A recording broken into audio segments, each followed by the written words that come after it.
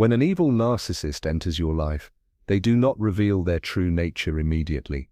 They come disguised, often charming, attentive, and even appearing as though they deeply care, but behind this mask lies a calculated predator who is quietly studying you. Not out of love, but out of hunger for control. They are not interested in who you are as a person. They are interested in how they can use your essence, your vulnerabilities, your secrets, as weapons against you. They listen carefully when you speak about your fears, your insecurities, the moments in life that hurt you the most.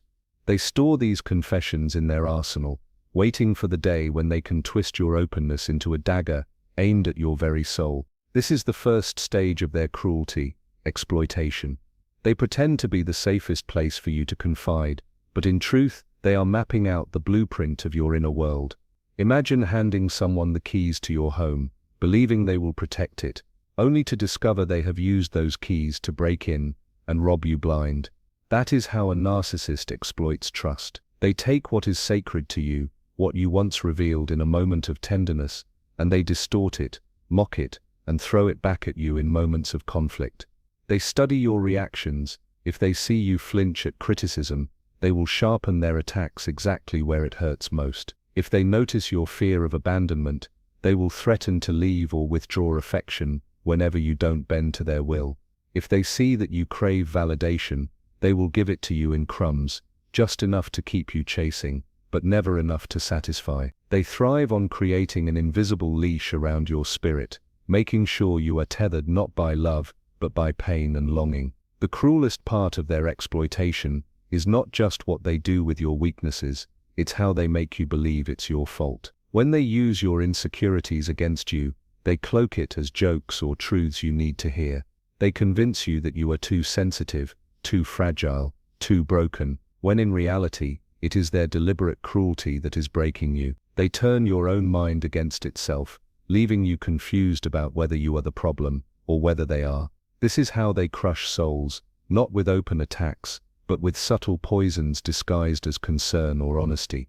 Over time, you begin to silence yourself. You stop sharing your feelings because you fear they will be used against you. You stop expressing your dreams because you fear they will be ridiculed. You stop showing your vulnerabilities because you know they will not be met with compassion, but with contempt. And in that silence, the narcissist gains even more power, because they have succeeded in making you suppress your authentic self. This is their ultimate victory, to exploit you so deeply that you begin to betray yourself, without even realizing it. And yet, there is something vital to remember. Their exploitation of your vulnerabilities is not a reflection of your weakness, but of their emptiness.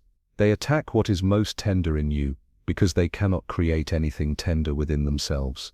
They crush your hope, because they cannot generate hope for their own lives. They ridicule your fears, because they are drowning in fears they refuse to face. Their exploitation is not strength, it is a desperate attempt to feel powerful, by destroying the very parts of you that make you beautifully human. When you understand this, you begin to reclaim power. You see that what they call weakness is actually your depth. What they use as weapons are the very qualities that in the right hands create connection, love, and meaning. The narcissist twists them into pain, because they cannot comprehend their true value. They exploit, but they do not understand. They wound, but they do not heal. And in this recognition, you begin to rise again, stronger for having seen the darkness, and chosen not to become it. The evil narcissist studies your vulnerabilities to chain your soul, but it is in those very vulnerabilities that your hidden strength lies. There is a particular cruelty in the way an evil narcissist manipulates reality, because it is not just an attack on your emotions or your circumstances, it is an attack on your very sense of truth. They do not simply argue with you or disagree, they warp the foundation of your reality until you no longer know what to believe. This is why their weapon of choice is gaslighting, a slow and deliberate twisting of facts, events, and even your own memory, designed to make you question your sanity. When someone you trust tells you repeatedly that what you saw, what you felt, what you know deep inside never happened, eventually your mind begins to bend under the pressure. That bending is the moment the narcissist knows they have gained control. In the beginning, the manipulation seems harmless. They deny small things, brush off moments, say you're overthinking or imagining. They might move objects and then insist they were never touched. They might contradict what they said just yesterday, and when you confront them, they look at you as if you've lost your grip on reality. Each denial chips away at your confidence in your own mind, and the more you try to defend your truth, the more they ridicule you for being paranoid, dramatic or unstable. Slowly you start doubting yourself more than you doubt them. This is their design. They want you in a place where your own thoughts are no longer safe, where your own memories betray you, where the ground beneath your feet feels unstable. Because when you can no longer trust your mind, you turn to theirs. You begin to rely on them to tell you what is real, what is right, what is true. That dependency is their victory. They are no longer simply a person in your life. They become the lens through which you view reality, and through that lens they filter everything to their advantage. It is soul-crushing, because what is taken from you is not just confidence, it is identity.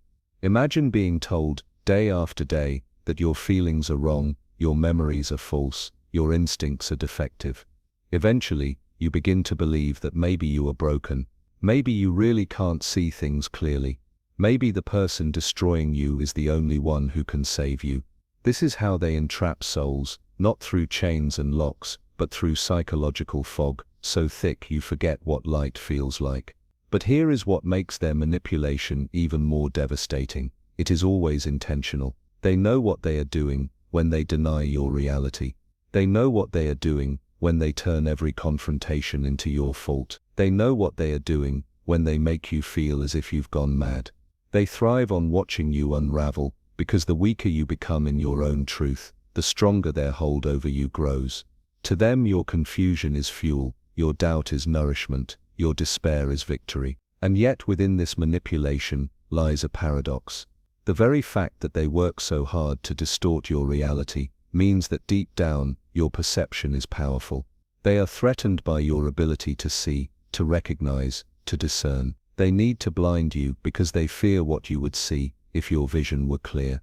They need to silence your instincts because they know those instincts would expose them for who they truly are.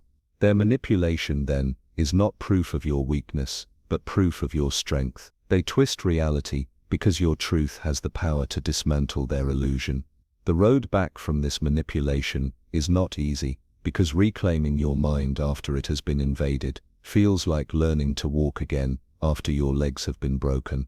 You doubt yourself at every turn, question every thought, fear every emotion, but with time, with awareness, and with courage, you begin to piece together the fragments of reality that were stolen.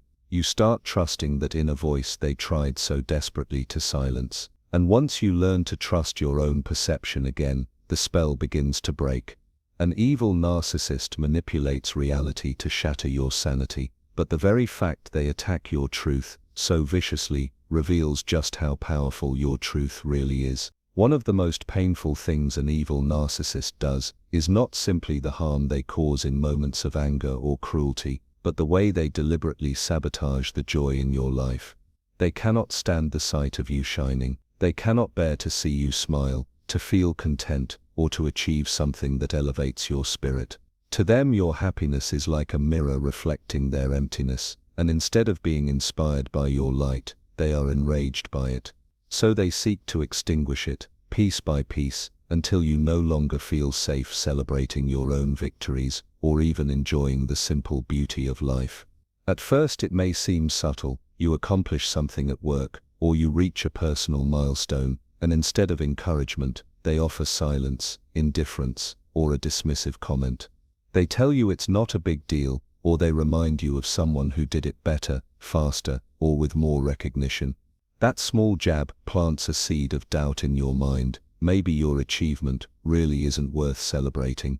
Maybe you shouldn't feel so proud. They rob you of joy by reframing your success as trivial, by making you feel foolish for even daring to celebrate. Over time, it becomes more blatant.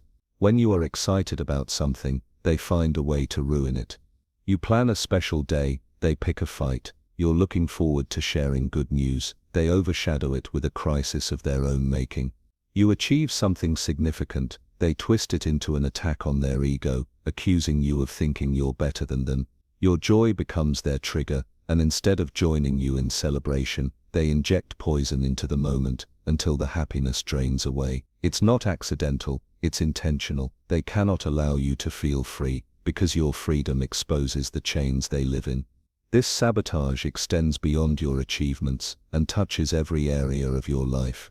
If you find new friendships, they sow seeds of doubt to isolate you. If you pursue a passion, they belittle it until you question why you ever loved it. If you feel peace, they stir in conflict, just to remind you that peace is temporary in their presence. They thrive on disrupting your joy, because it confirms their power. If they can control whether or not you feel happiness, then they own a piece of your soul. But here is the cruelest part: they make you complicit in your own sabotage. They condition you to dim your light, so as not to provoke them. You start hiding your successes, downplaying your happiness, or avoiding moments of celebration altogether, because you know it will only lead to conflict, jealousy, or ridicule.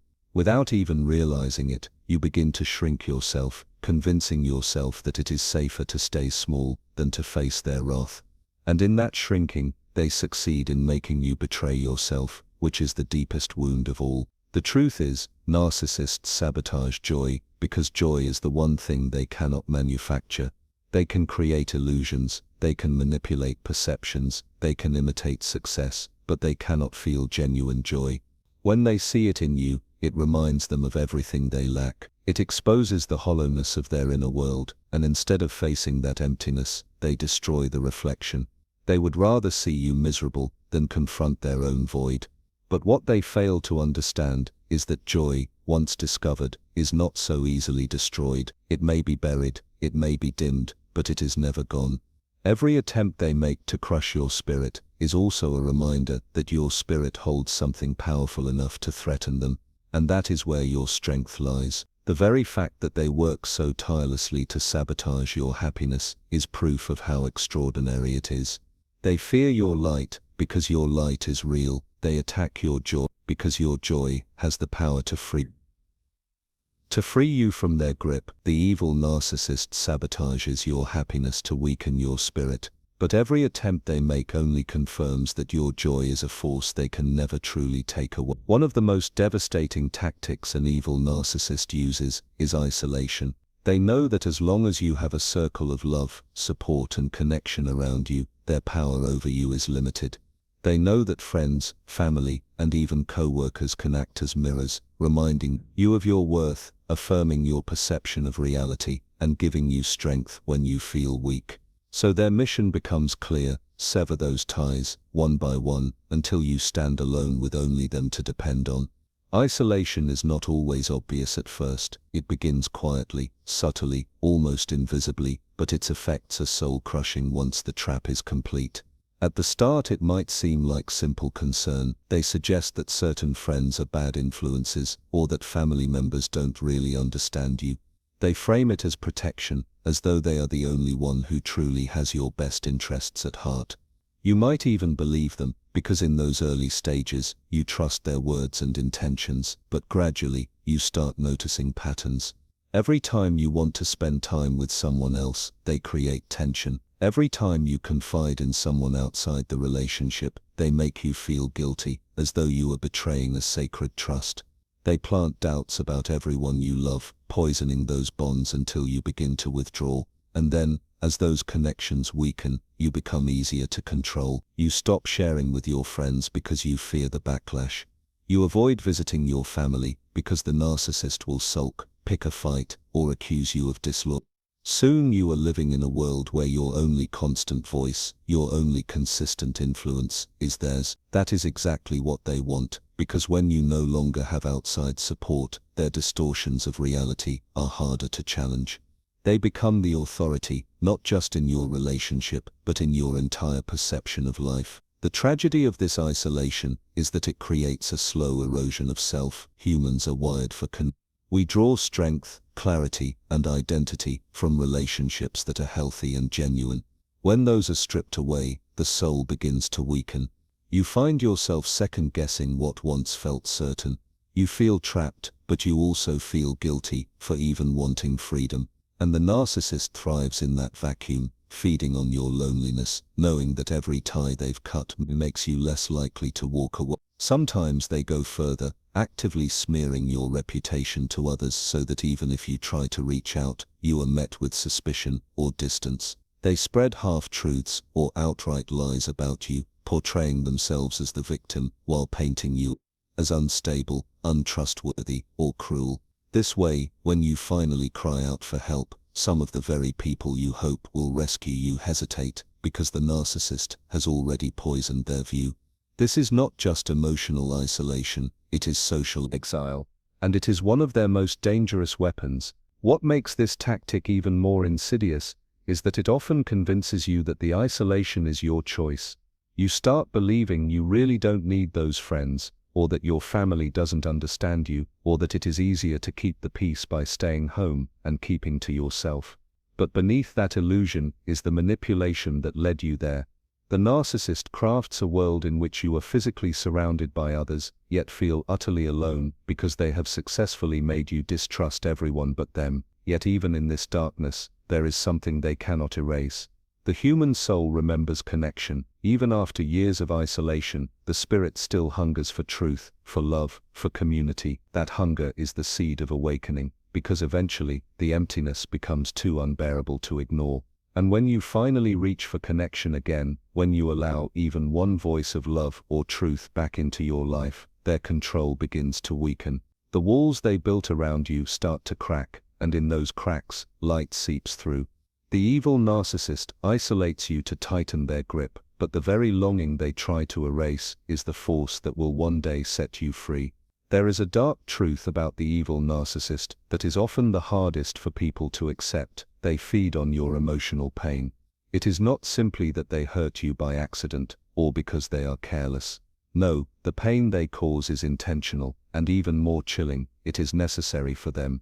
Just as a parasite cannot live without its host, the narcissist cannot sustain their false sense of power without draining the emotions of those around them.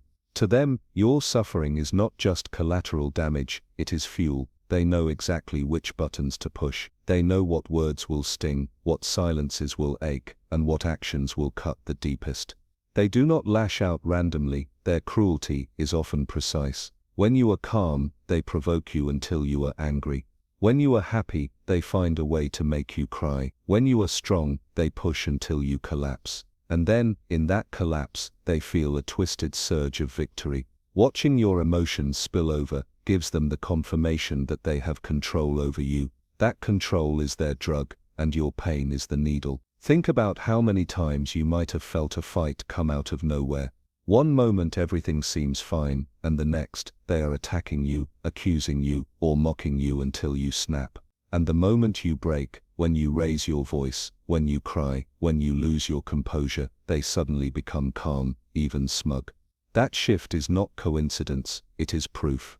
They wanted the reaction, and when they got it, they fed on it like oxygen. Your turmoil became their satisfaction. This cycle is designed to keep you in a constant state of instability. The more reactive you are, the more they feel alive. The more broken you feel, the more powerful they feel. They don't want peace, because peace starves them. They don't want resolution, because resolution would end the drama. They want chaos, because in chaos they reign. This is why arguments never really end with them. Even if you think you've resolved an issue, they will find a way to reopen the wound days later. They don't seek healing, they seek repetition, because every repetition gives them another chance to harvest your pain, and it doesn't stop with anger or sadness. They also feed on guilt, on shame, on fear. If you are an empathetic soul, they will exploit it by making you feel guilty for things you never did or responsible for emotions that are not yours to carry. If you make a mistake, they will magnify it, replay it, and brand you with it until you feel unworthy of love or respect. If you fear abandonment, they will toy with that fear, threatening to leave, withdrawing affection, or reminding you of how easily they could replace you. Every tear, every tremor, every sleepless night, it all becomes food for their ego. But here lies the deeper truth they don't want you to realize. They feed on your pain because they cannot generate real power within themselves. They cannot create joy, so they destroy yours. They cannot find strength, so they weaken you to feel superior. They cannot nurture love, so they distort it into control. Their survival depends on extracting energy from others, because without it, they are left with the emptiness they refuse to face. That is why your pain is so valuable to them. It fills the void inside them for a moment, even though it never truly satisfies. This recognition is painful, but it is also liberating, because once you see that your suffering is their fuel, you begin to understand that your healing is their defeat. Every time you refuse to react, every time you reclaim your peace, every time you stop giving them access to your emotions, you are cutting off their supply. They may thrash, they may provoke harder, but if you learn to hold your center, their power begins to wither. What once fed them begins to starve them, and they are forced to confront the emptiness they have spent their entire lives running from. The evil narcissist feeds on your pain, but the moment you stop serving it, their hunger exposes the emptiness they can never escape. Perhaps the most brutal stage of a relationship with an evil narcissist comes when they decide you are no longer useful to them. After they have drained your energy, manipulated your mind, sabotaged your happiness, and fed on your pain, they do not offer closure, reconciliation, or even recognition of your humanity. Instead, they discard you coldly, as if you never mattered, as if the years you invested, the love you gave, the sacrifices you made were nothing more than dust in the wind. This discard is not simply an ending, it is designed to be the deepest cut, the final wound that leaves you questioning not only the relationship, but also your own worth. It is often shocking how swiftly it happens. One day they may appear invested, clinging, or even possessive, and the next, they are distant, detached, treating you like a stranger. You try to understand what went wrong, searching for answers, but the truth is, nothing went wrong. This is their pattern. Once they believe they have extracted everything they can from you, your love, your trust, your loyalty, your energy, they see no reason to keep you around. They do not think in terms of bonds or connections, they think in terms of transactions. And when they decide the transaction is complete, they walk away without hesitation, leaving devastation behind them. What makes the discard even more cruel is its intentional cruelty. They don't just leave quietly. Many times, they replace you quickly, parading a new relationship in front of you, as if to prove you were worthless all along. They flaunt their new supply, making sure you see how effortlessly they've moved on, as though the years with you were meaningless. To them, it is not enough to walk away. They want you to feel erased. They want you to question if you ever mattered in the first place. And for many, this is the most soul-crushing part of all, because what you are left with is not just heartbreak, but emptiness. You replay every moment, every sacrifice, every fight, wondering if it was real or just manipulation. You ask yourself how someone who claimed to love you could discard you so easily, and in that questioning, the narcissist shadow still lingers. Even in their absence, they maintain power, because they planted the seed of doubt so deeply in your spirit that you carry it with you long after they are gone. But here is what they don't want you to realize: their discard is not proof of your worth. It is proof of their incapacity to value anyone. They do not leave because you were not enough. They leave because no one will ever be enough. They are constantly chasing something they can never hold, constantly discarding people in a futile attempt to fill the emptiness within themselves. Their inability to stay, to commit, to cherish, is not a reflection of your value but of their emptiness. And while the discard feels like destruction, it can also be the beginning of liberation, because when they are gone, the fog begins to lift. When their voice no longer dominates your days, you begin to hear your own again. When their presence no longer dictates your emotions, you start to feel what peace truly is. The wound they leave is deep, yes, but it is also the opening through which healing enters. What feels like the end of everything can, with time, become the start of reclaiming yourself, the self they tried so hard to erase. The evil narcissist discards you to leave you broken, but in that very breaking lies the doorway to freedom they never intended for you to find.